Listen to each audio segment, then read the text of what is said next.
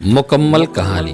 میرا نام مراد تھا اور آزاد کشمیر کے ایک گاؤں کا رہائشی تھا۔ نوکری کے غرض سے میں لاہور آ گیا تھا اور کوئی ہنر نہ ہونے کی وجہ سے سڑکوں پر مارا پھر رہا تھا کہ جب میرے ایک دوست نے مجھ پر رحم کھایا اور مجھے گاڑی چلانا سکھا دی۔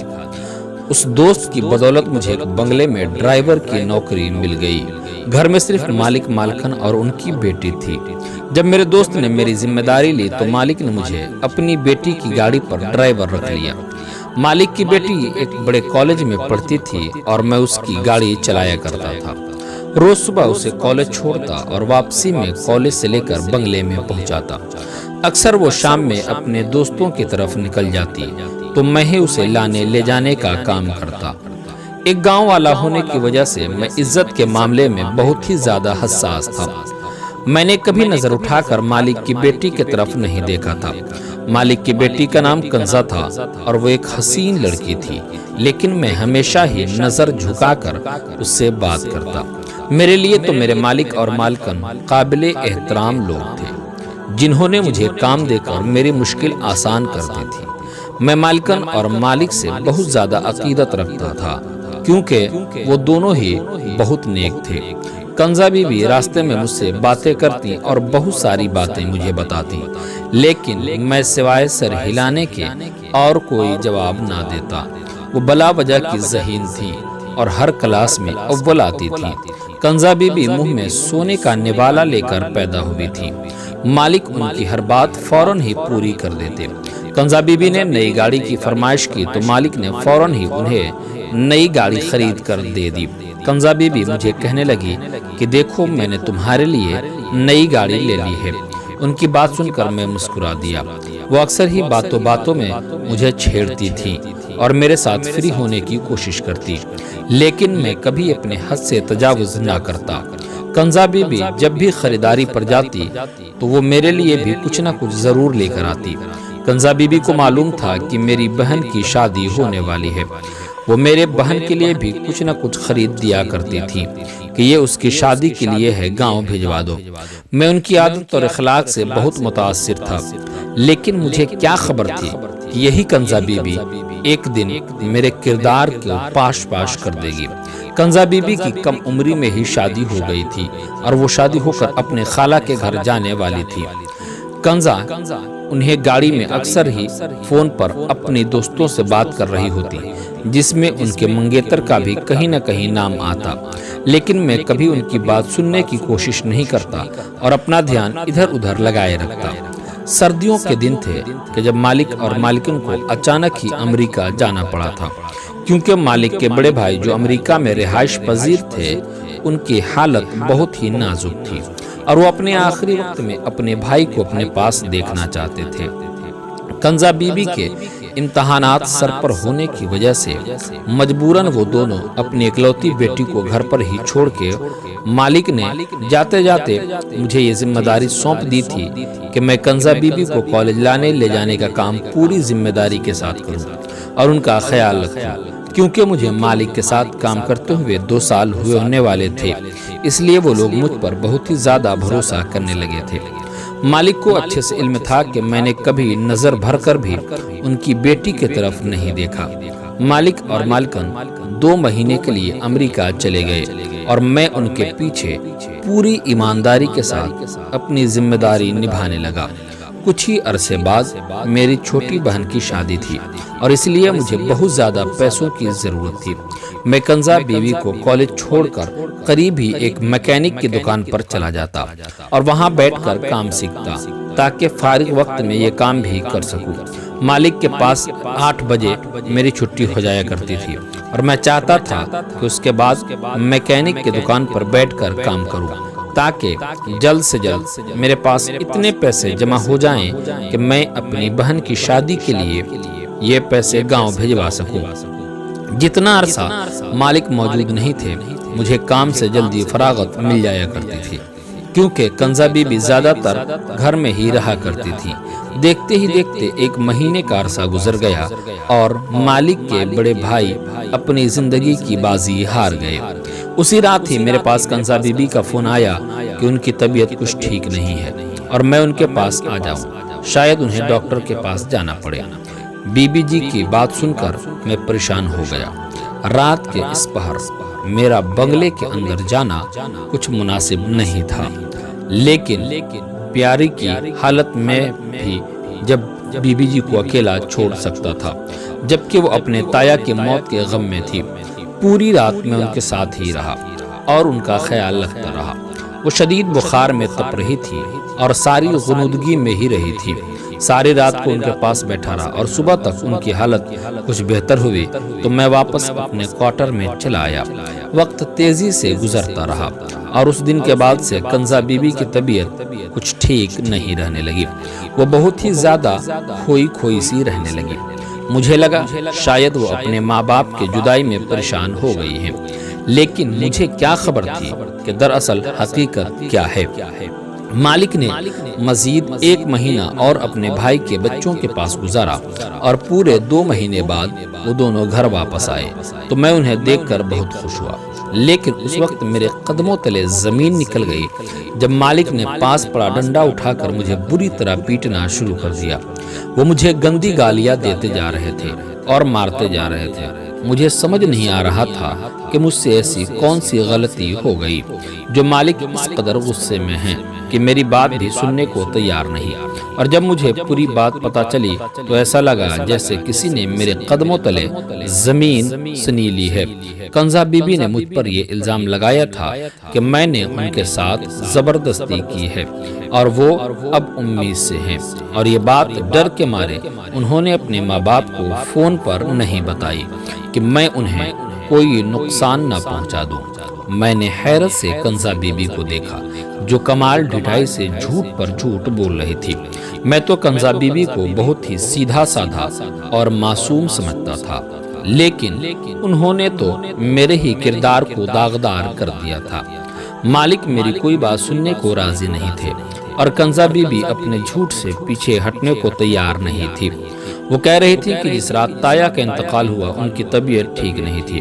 انہوں نے مجھے کمرے میں بلایا تھا، انہیں لگا تھا کہ شاید انہیں ڈاکٹر کی ضرورت ہے، لیکن میں اسپتال لے جانے کے بجائے ان کے ساتھ غلط کام کر بیٹھا۔ مالک نے پولیس کو بلا کر مجھے جیل میں ڈلوانے کا فیصلہ کیا تھا، لیکن کنزا بی بی نے انہیں روک دیا تھا۔ کنزا اسی نے اپنے والد کو کہا ایسا کرنے سے ان کی عزت پر آنچ آئے گی۔ کنزا بی بی کے والد مجھے نوکری سے نکال چکے تھے اور میں بہت ہی زیادہ پریشان تھا۔ میرے پاس کرنے کے لیے کوئی کام نہیں تھا اور اتنی جلدی مجھے دوسری نوکری بھی نہیں مل رہی تھی، جبکہ میری بہن کی شادی سر پر آ گئی تھی۔ میں مالک کے دیے ہوئے سرونٹ کوارٹر میں رہتا تھا اور اب میرے پاس رہنے کے لیے بھی کوئی جگہ نہیں تھی، اس لیے میں مجبور ہو کر دوبارہ مالک کے در پر گیا اور انہیں اپنی بے گناہی کا یقین دلانا چاہا، لیکن مالک نے میرے سامنے ایسی شرط رکھی کہ میرے ہوش اڑ گئے۔ مالک نے مجھ سے کہا کہ تمہیں کنزا سے کچھ مہینے کے لیے شادی کرنی ہوگی، جب بچے کی پیدائش ہو جائے تو پھر تم اسے چھوڑ کر چلے جانا۔ ہم نے بچہ ضائع کروانے کی بہت کوشش کی، لیکن سب ڈاکٹروں نے یہی کہا کہ اس عمل میں کنزا کو موت ہو سکتی ہے اور میں اپنی اکلوتی بیٹی کو کھونا نہیں چاہتا۔ کنزا کا منگیتر بھی اسے چھوڑ کر چلا گیا ہے اور اس سے پہلے کے زمانے میں ہماری بدنامی ہو، ہم کنزا کو تمہارے ساتھ رخصت کر دیں گے اور تم اسے اپنے ساتھ اپنے گاؤں لے جانا۔ جب بچے کی پیدائش ہو جائے گی تو اس کے بعد ہم کنزا کو واپس لے لیں گے۔ میں جانتا تھا کہ یہ بچہ میرا نہیں ہے اور کنزا نے جھوٹ بولا ہے، لیکن اس کے باوجود میں اس پر راضی ہو گیا تھا کیونکہ مجھے اپنی بہن کی شادی کے لیے پیسوں کی ضرورت تھی اور فی الحال اتنے پیسے مجھے صرف مالک ہی دے سکتے تھے۔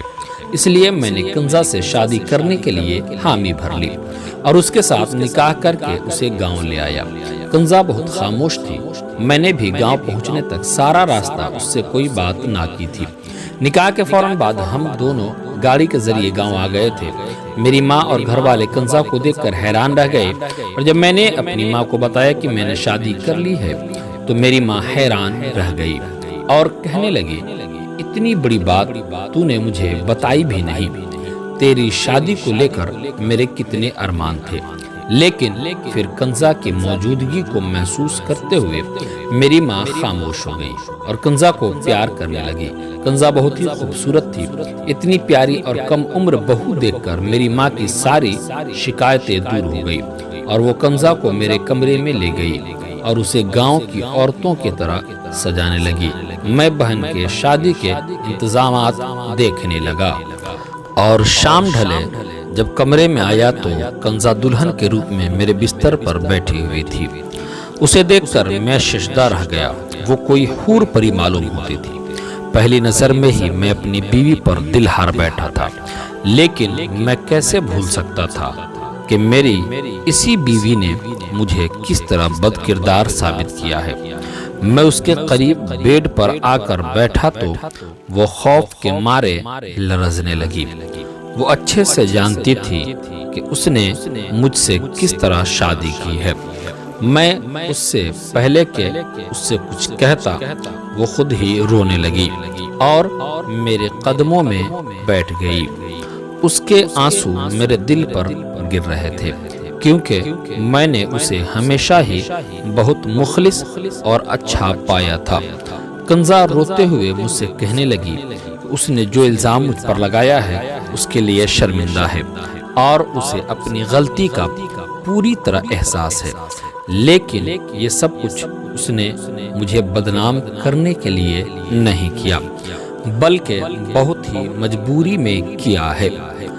میں نے قہر برساتی نگاہوں سے کنزا کو دیکھا اور اسے صاف لفظوں میں کہہ دیا کہ تم نے کتنی مجبوری میں ہی یہ سب کیوں نہ کیا ہو، لیکن تمہارے اس عمل سے میری عزت دو کوڑی کی بھی نہیں رہی۔ تم اپنے گناہ کو میرے ساتھ تھوپ کر سرخرو ہو گئی اور میں بے گناہ ہوتے ہوئے بھی اپنے مالک کے نظروں میں گر گیا۔ میں چاہ کر بھی تمہیں کبھی معاف نہیں کر پاؤں گا، لیکن میں اتنا کم ظرف نہیں ہوں کہ اپنے نکاح میں آئی عورت کے ساتھ کوئی زیادتی کروں۔ اسی لیے تم اس کمرے میں آسانی سے رہ سکتی ہو۔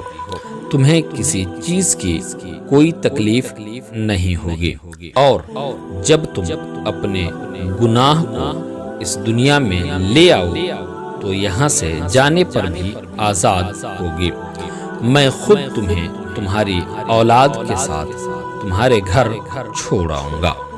میں کنزا کو اپنے قدموں سے اٹھا کر بیڈ پر بٹھاتے ہوئے کمرے سے باہر نکلنے لگا جب کنزا کے لفظوں نے میرے قدموں کو زنجیر کر دیا۔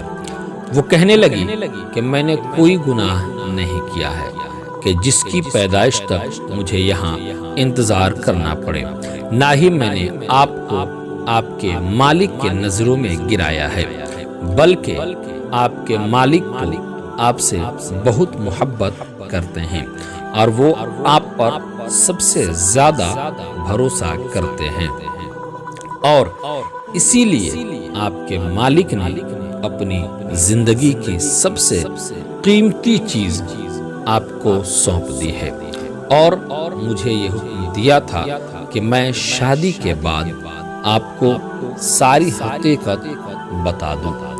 کنزا کی باتوں نے مجھے حیران کر دیا تھا۔ میں پلٹ کر کنزا کا چہرہ دیکھنے لگا جہاں معصومیت چھائی ہوئی تھی۔ وہ اس وقت ایک 18 سال کی معصوم سی لڑکی تھی جو نہ جانے کن حالات میں گزارا کر رہی تھی۔ کنزا کہنے لگی کہ وہ حاملہ نہیں ہے بلکہ اس کے والد نے مجھ سے یہ جھوٹ کہا ہے اور اس کے والد نے یہ سب بہت مجبوری میں کیا ہے کیونکہ وہ اپنی بیٹی کی جان بچانا چاہتے تھے۔ کنزا نے میرے قریب آ کر میرا ہاتھ اپنے ہاتھوں میں تھام لیا اور مجھے اپنے ساتھ لیے بیڈ پر بیٹھ گئی۔ کنزا بہت ہی دھیمے لہجے میں مجھے اپنی سچائی بتا رہی تھی اور میں گم سم سا اس کی بات سن رہا تھا۔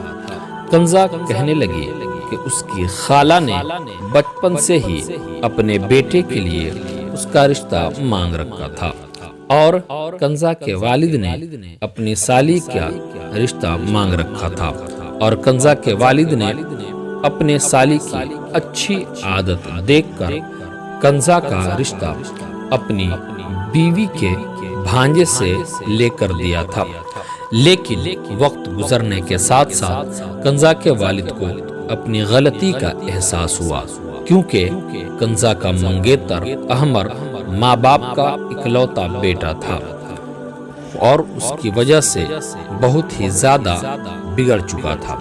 اس کے پاس نہ ہی پیسے کی کمی تھی اور نہ ہی کوئی روک ٹوک کرنے والا تھا۔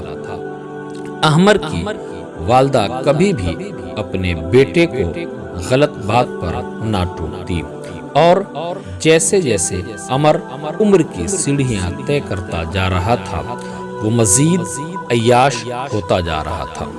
کنزا بتانے لگی کہ جن دنوں اس کے ماں باپ امریکہ گئے ہوئے تھے، عمر نے کئی دفعہ اس کے ساتھ بدتمیزی کرنے کی کوشش کی اور ایک دفعہ تو وہ شراب کے نشے میں دھت گھر آیا اور کنزا پر تشدد کرنا چاہا، لیکن اس نے خود کو کمرے میں بند کر کے بچا لیا اور جس رات اس کے تایا کا انتقال ہوا اس سے ایک شام پہلے بھی عمر نے اپنے دوستوں کے ساتھ مل کر کے کنزا کو ہراساں کرنے کی کوشش کی۔ عمر اور اسی خوف سے وہ بخار میں مبتلا ہو گئی۔ اسے سمجھ نہیں آ رہا تھا کہ وہ اپنے بچاؤ کے لیے کیا کرے، کیونکہ اسے خوف تھا کہ عمر اس کے اکیلے پن کا فائدہ اٹھا کر دوبارہ گھر میں داخل ہو سکتا ہے۔ اسی لیے اس نے ساری رات مجھے اپنے کمرے میں بٹھائے رکھا اور وہ عمر سے کہیں زیادہ میرے کردار پر بھروسہ کرتی تھی۔ اپنے ماں باپ کے واپس آتے ہی اس نے ایک ایک بات اپنے باپ کو بتائی۔ کنزا کے باپ نے عمر کی ماں سے بات کی وہ اپنے بیٹے کو سمجھائیں گے، جب کنزا سے شادی کرنی ہے تو اس طرح کی حرکتیں کرنے کی کیا ضرورت ہے، لیکن عمر کی ماں نے یہ کہہ کر بات ختم کر دی کہ عمر نوجوان خون ہے اور جذبات میں آ کر جوش مارتا ہے۔ بچے ہیں، تھوڑی بہت مستیاں تو کرتے ہیں۔ کنزا کیوں اتنے پرانے خیالات کی مالک ہے کہ اپنے منگیتر کے ساتھ کچھ وقت بھی نہیں گزار سکتی۔ کنزا کہنے لگی کہ جب ابا کو احساس ہوا کہ انہوں نے کتنا بڑا غلط فیصلہ لیا ہے، کیونکہ عمر کے اتنے زیادہ بگڑنے کے پیچھے کوئی اور نہیں بلکہ اس کی اپنی ماں ہے، تو وہ شادی کے بعد بھی ایسی گھٹیا حرکتیں کر سکتا ہے۔ میرے باپ نے جیسے ہی عمر کے ساتھ میرا رشتہ ختم کرنے کی بات کی تو عمر دھمکیوں پر اتر آیا اور اس نے صاف صاف لفظوں میں کہا کہ وہ مجھے کسی صورت نہیں بخشے گا۔ ابا مجھے لے کر بہت زیادہ پریشان تھے کہ جب انہیں لاؤنج کے شیشے کے پار تم گاڑی صاف کرتے دکھائی دیے۔ میں نے ابا کو یہ بھی بتایا تھا کہ تایا کے انتقال والی رات تم نے ساری رات بیٹھ کر میری حفاظت کی تھی۔ ابا کو اندازہ ہو گیا تھا کہ تم ایک پختہ کردار کے مالک ہو، اس لیے ابا نے یہ فیصلہ کیا کہ وہ تم سے میری شادی کروا دیں اور عمر سے فوری طور پر چھٹکارا حاصل کر لیں۔ لیکن عمر یہ شادی اتنی آسانی سے نہیں ہونے دے سکتا تھا، اسی لیے ابا نے خالہ کو یہی بات بتائی کہ تم نے میری عزت پر حملہ کیا ہے اور اب میں امید سے ہوں۔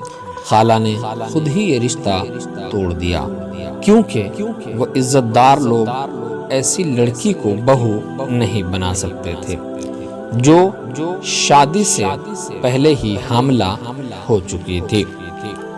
ابا تمہیں پہلے ہی روز ساری حقیقت بتا دینا چاہتے تھے، لیکن ابا کو ڈر تھا کہ اگر تم نے شادی سے منع کر دیا تو وہ کیا کریں گے، اسی لیے ابا نے جان بوجھ کر تمہیں دیکھتے ہی مارنا شروع کیا اور تم پر غلط الزام لگایا اور تمہیں نوکری سے نکال دیا، کیونکہ ابا جانتے تھے کہ تمہیں پیسوں کی بہت ضرورت ہے۔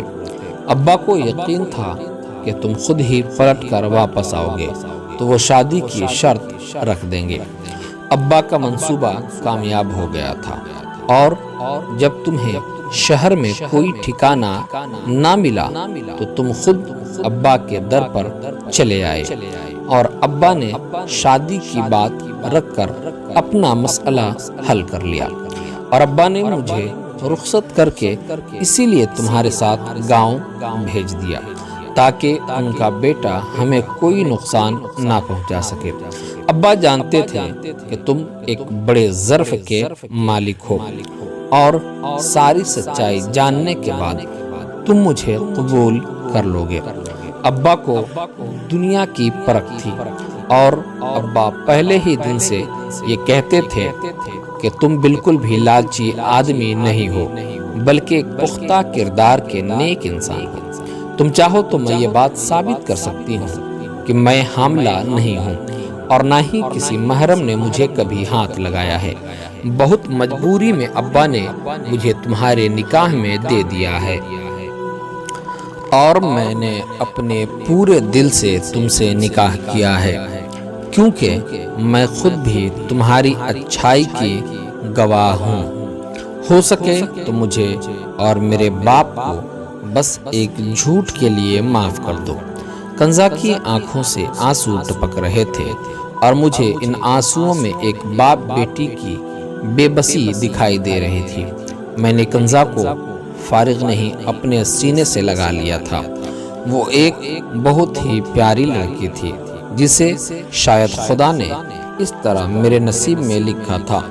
میری ماں نے بہن کی شادی کی رسموں کے ساتھ ساتھ میری بھی شادی کی رسم شروع کی۔ میں ہر دن اپنی بیوی کو گاؤں کے رسم و رواج کے حساب سے سجتا سنورتا دیکھ کر نہال ہو رہا تھا۔ کنزا نے اپنے باپ کو فون کر کے بتایا تھا کہ یہاں ہماری شادی کی رسمیں بھی ہو رہی ہے، اور کنزا کے ماں باپ خاموشی سے میرے گاؤں چلے آئے تھے اور وہ بھی ہماری شادی میں شریک ہو رہے تھے۔ میرے مالک نے آتے ہی ہاتھ جوڑ کر مجھ سے اپنے کیے کی معافی مانگی تھی، لیکن میں تو انہیں پہلے ہی معاف کر چکا تھا۔ میں خود ہی ایک بہن کا بھائی تھا اور مجھے اچھی طرح اندازہ تھا کہ کوئی بھی باپ یا بھائی اپنی بیٹی کی شادی کسی بھی ایسے شخص سے نہیں کر سکتا جو کہ عیاش ہو۔ دوستو، آپ کو یہ کہانی کیسی لگی کمنٹ میں ضرور بتائیں گے، اور اسی طرح کے خوبصورت ویڈیوز دیکھنے کے لیے ہمارے چینل کو سبسکرائب کر کے بیل آئیکن کو ضرور دبا دیں گے۔ اب تب تک کے لیے آپ ہمیں اجازت دیجیے اور دیکھتے رہیے سنت لائف۔ اب ہماری ملاقات ہوگی اگلے ویڈیو میں۔